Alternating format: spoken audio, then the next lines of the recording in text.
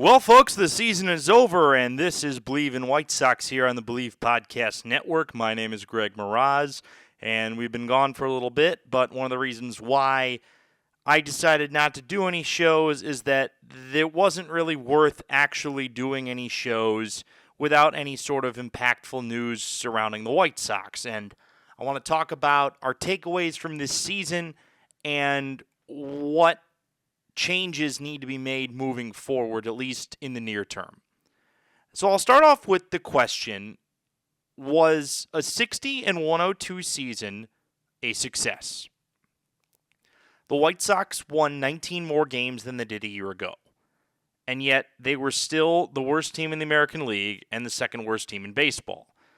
Now, the Colorado Rockies were close to the White Sox futility of 2024, but they did not get there.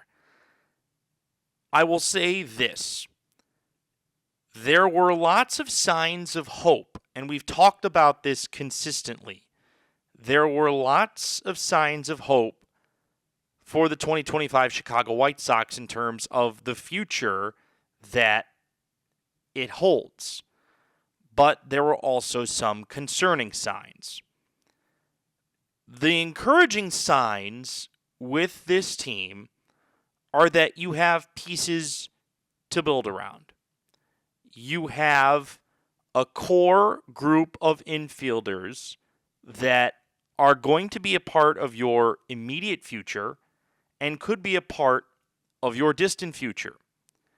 If you look at the statistics of what the White Sox infield ended up doing this year, this is what you get. You get, in terms of these players, we're going to go by WAR. Colson Montgomery, in just 71 games, had a 3.3 WAR. He had 21 homers, which was second on the team, and he drove in 55 runs. He only hit .239, but his on-base was .311, and his OPS was .840. Colson Montgomery, if this was a full 162, is probably in the range of 45 to 50 homers and over 110 RBI. And that is what you want from a franchise shortstop. Now, whether or not he sticks it short long term, that remains to be seen. Chase Mydroth had a hot start. His WAR ended up at 1.2 over 122 games. And for a rookie to hit .253, on base of .329, slug of only .320, which was concerning, 5 homers, 23 RBI, OPS of just .650. To me, he was the on-base machine that you wanted him to be at the start, but the league caught up with him. I still think he's this team's opening day second baseman next year. Your opening day double play combo is Colson Montgomery at short and Chase Mydroth at second. Then there's Lenyn Sosa, who his WAR was just .9, and that's mainly because of his defense, but was the team leader in both home runs and runs batted in with 22 and 75 respectively. .264 average, on base of just .293. An OPS of .727. He's the kind of guy that could slot in at first base or DH. I think his bat was too valuable this year to not have him be a part of the organization for the next few years. It's just a matter of where you put him. Miguel Vargas was better this year, but he still has a long way to go. Yet, of all full-time players, his WAR was fourth highest on the team at 1.8. 16 homers, 60 RBI, .234 average, a .316 on base, a .717 OPS. Miguel Vargas can slot in at first or at third. I think that if you have some form of infield that is Vargas, Sosa, Montgomery, and Mydroth, I think you're in a decent position moving forward. Your catching situation is good. The question becomes, does Kyle Teel find another position to play when he's not catching? I think the answer has to be yes. And these are questions I think we're going to have answered at some point in the offseason based upon what the White Sox decide to do in free agency. Andrew Benintendi hit 240, 20 homers, 63 RBI. You're stuck with him for another 2 years, unless somebody picks up his contract. Luis Robert Jr., WAR of 1.4, 223 average, 14 homers, 53 RBI. I think we've done the song and dance on Luis Robert for long enough. Edgar Caro, the other of the two catchers, a 1.2 WAR, 268 average, 5 homers, 36 RBI, on base at 333, OPS of 689. He was fine. He wasn't great, but he's shown signs that he can be this team's everyday catcher moving forward. And then you look at the rest of the outfield situation, and I wonder what the outfield will be moving forward. Will they pick up Mike Tauchman's option for next year? I think they probably will. They'll obviously pick up Luis Roberts, and you're stuck with Benintendi. Then does Brooks Baldwin still become a big part of the outfield? And Brooks Baldwin ended up having a decent enough year. He had a negative WAR, but he hit 240, 11 homers, 38 RBI in 103 games. Should have been on the roster the whole year. He wasn't. Why? I don't know. But that's what it was. Michael A. Taylor announced before the White Sox season finale in Washington that he was retiring. And thank God, because I don't think I could watch him play anymore. I've seen too much of Michael A. Taylor. You know exactly what he is. And what he is at this point is a guy that is a replacement level outfielder. His WAR was exactly 0. He played in 134 games. His WAR was exactly 0. He hit 200, 9 homers, and 35 runs batted in.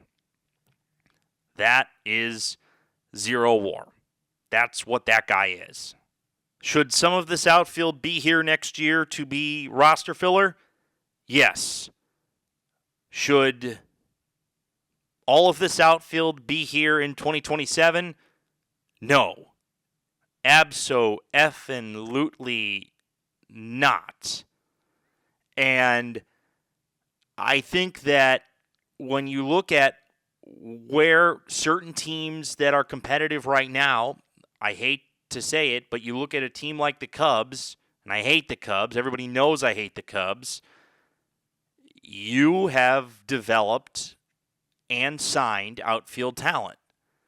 You developed and kept around Ian Happ.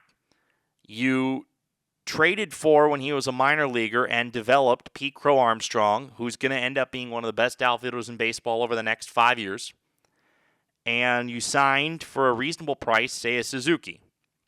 And you've got another guy in Owen Casey coming up that is going to be a really good player. And you traded for Kyle Tucker, who they're too cheap to keep because they're the Cubs and they're run by baseball Ted Cruz in Tom Ricketts.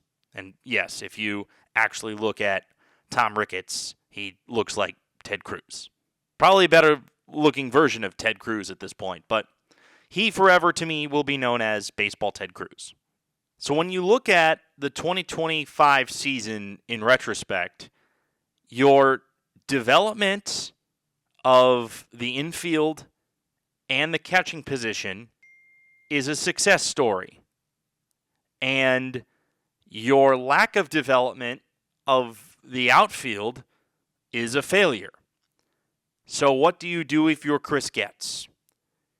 You don't necessarily rush some of the guys to the majors that are going to be at least what you feel like your outfielders of the future. If you look at MLB Pipeline's top White Sox outfield prospects, Braden Montgomery's number 1. And he is probably going to end up being the guy that gets to the big leagues first. And he will be in this outfield at some point. The problem is that there isn't another outfield prospect that's even close to ready. The other guys that are in the top 30, George Wolko is only 19. He didn't get above A ball this year. And then you've got Marcelo Alcala and Samuel Zavala, who are both not even at Double A yet. In fact, Alcala is in rookie ball still. So there is a deficiency with what your outfield is at this point. Now, what's the solution to that? Oh, I forgot they have Jaden Fauske as well, who is an 18-year-old in rookie ball. So what's your solution to that? How does this outfield get better quicker? I don't think there's any big league asset other than Luis Robert that you can trade to get better outfielders or more major league ready outfielders. I think that what you have to do is get Miguel Vargas in a position to where he can be a consistent corner outfielder. Get Brooks Baldwin into a mode where he can be the fourth outfielder that will play anywhere in the outfield. Or you keep the current outfield together for as long as it takes before you can get some more big league ready guys in. I think they've given up on Dominic Fletcher. I think Dominic Fletcher is just a roster filler at this point and probably does not have much of a future in the organization. It feels like if they would have given him a chance to thrive by now, they would have. And it does not seem like they're doing that. So, to me, I think that the White Sox outfield has a long way to go and is going to be the most deficient position that they have for the foreseeable future. Now, maybe that changes based on some outfield, some minor league trades, or a Rule 5 pick or something in the offseason. But we don't know what that is yet. And I think it's too early to tell what the organization's offseason goals will be. But in terms of developing the outfield, this season was a failure because you didn't develop anybody new in the outfield that's going to be a part of this team long term. Now we get to the pitching. And I think that the pitching is an up and down story to this past season. I think when you look at the White Sox pitching, there are some success stories. Number one being Shane Smith. I think Shane Smith is a Rule 5 pick, being a guy that finished the year with almost 150 innings and an ERA of 3.81. That's a big success story. Mike Vassell being a Rule 5 pick, 2.5 ERA in 101 innings. That's a big success story. I think finding guys that could end up being big bullpen pieces down the line, your Brandon Eiserts of the world, dare I say it, even though I cannot stand watching him pitch, Jordan Leisure. I think he'll be around next year. I think Eisert will be around next year. I was hopeful that Sean Burke would make a jump, but I guess when you look at the whole of it, a 4.29 ERA for a 25-year-old starter that barely had any big league experience, not a bad year. A year that probably warrants him being the 5 starter next year. Davis Martin's still here. He was great at times. He gave up a lot of homers at times. He had a 4.10 ERA in 142 innings. I think he will be back next year. I don't know what the future holds for Jonathan Cannon, but I don't think it's in the White Sox rotation. I don't know what the White Sox grand plan is going to be with Grant Taylor, whether or not you want to stretch him back into being a starter or whether you feel like he is going to be your best high-leverage bullpen option. I don't know what to make of most of this bullpen because I don't know who's worth keeping. I don't know whether or not Noah Schultz starts next season on this big league roster. My guess is still no. I would hope at some point that he will be with the big league club. I'm hoping that based on his success this year, at least statistically, during his time in Birmingham, even though his innings were limited, that Hagen Smith is up at some point next year. It's not a guy that you take as a college arm to just have him sit in the minors. Noah Schultz, he has a chance to be Chris Sale 2.0.